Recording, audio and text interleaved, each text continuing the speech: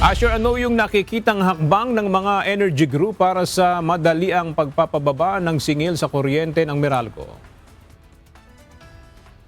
Tanggalin ang ilang singil sa kuryente ng Manila Electric Company o Meralco. Ito ang nakikitang solusyon at panawagan ni Akbayan Representative o Akbayan Party List Representative Chel Jokno kasama ang iba pang mga labor at renewable energy groups sa gitna ng paglobo ng bill ng kuryente ng ilang mga consumer. Nagtipon-tipon ang ilang grupo mula sa sektor ng mga manggagawa at renewable energy upang itulak ang pag-iimbestiga sa mga sinisigil ng Meralco sa mga consumer. Sa gitna ito ng bill shock o paglobo ng mga singil sa kuryente ng Meralco simula ng Abril. Ayon sa representante ng Small Entrepreneur for Livelihood Development Association o SELDA na si Giovanni Apostol, hindi biro ang epekto nito sa kanilang sektor. Anya, mula sa nasa 1,000 pesos kada buwan na electricity bill noon, ngayon ay mahigit doble na ito na umaabot na ng 2,300 pesos. Malaking dagok po sa aming mga maliliit na manininda ang patuloy at biglaang pagtaas ng ating singil sa kuryente. Ang maliit po namin kinikita sa araw-araw na dapat sana ay pambili ng bigas at iba pa mga pangunahing pangangailangan sa araw-araw ay halos napupunta po sa sobra-sobrang singil sa ilaw at tubig, partikular na po sa ilaw.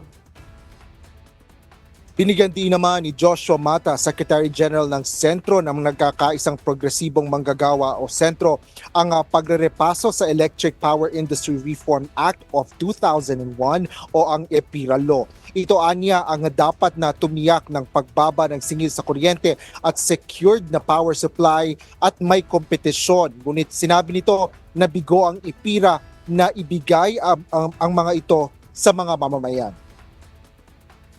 Di ba minsan ang pakiramdam natin parang nagtatrabaho na lang tayo para sa Meralco. ganun yung dating sa marami sa atin. But here's the thing. Narinig natin na kumita ang Meralco by more than 50 billion last year. And this first quarter, kumita siya ng 11 billion. And this despite the fact na pare-pareho tayo nagsasuffer. Now, imagine niyo yung injustice na yan. Paliwanag naman ni Akbayan Party List Representative Chel Jokno, dapat suriing mabuti ang mga sinisingil ng Meralco. Pangunahin na dito ang generation charges, transmission charges, system loss charges, universal charges, lifeline charges at iba pa. Bagaman nilinaw ng kongresista na hindi ito tuto sa lifeline subsidy charges, ang isyuan niya dito ay kung sino ang sasagot sa mga gastusing ito.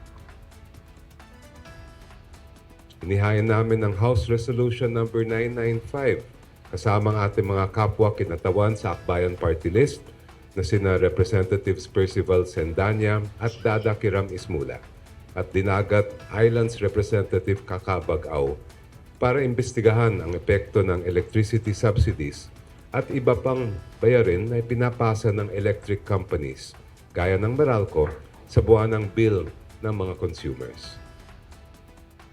Nauna nang sinabi ng Meralco na maliit lang ang kanilang nakukuha sa kabuuang bill ng kuryente. Ngunit tugon ni Congressman Jokno na bagaman maaaring may legal na basehan ito, kinikwestiyon nito kung ito ay makatarungan lalo sa gitna ng nararanasang krisis. Nakipag-ugnayan na rin tayo sa Meralco kaugnay ng issue na ito, ngunit wala pa rin ibinibigay na tugon dito ang naturang power distributor. Yan ang latest mula dito sa Quezon City. Balik sa iyo, Aga. Maraming salamat, Asher Kadapan Jr.